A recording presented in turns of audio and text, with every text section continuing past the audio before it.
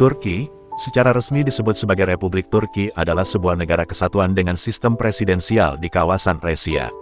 Wilayahnya terbentang dari semenanjung Anatolia di Asia Barat Laut hingga daerah Balkan di Eropa Tenggara. Ibu kota Turki berada di Ankara, namun kota terbesar di negara ini adalah Istanbul atau Konstantinopel.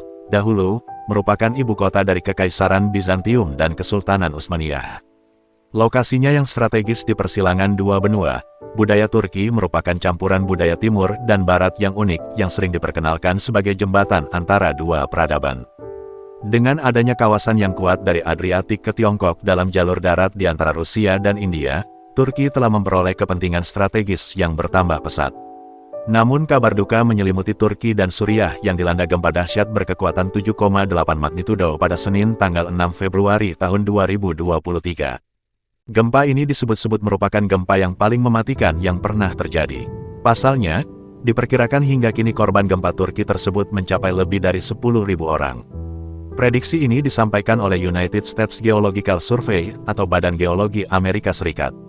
Hingga Senin malam tanggal 6 Februari tahun 2023, data jumlah korban meninggal dunia telah melebihi 2.300 orang. Selain gempa tersebut, Turki memang kerap mengalami gempa bumi karena negara tersebut terletak di jalur gempa. Sebelumnya, gempa Turki berkekuatan hampir sama, tepatnya magnitudo 7,4 juga pernah mengguncang negara tersebut pada 1999. Gempa bumi itu menewaskan lebih dari 17.000 orang, termasuk sekitar 1.000 orang di kota terbesar, Istanbul. Lalu apa yang menyebabkan Turki sering dilanda gempa besar? Faktanya berdasarkan laporan media asing menyebut, Turki berada di jalur gempa yang termasuk paling aktif di dunia, terutama karena adanya dua patahan di lempeng Anatolia.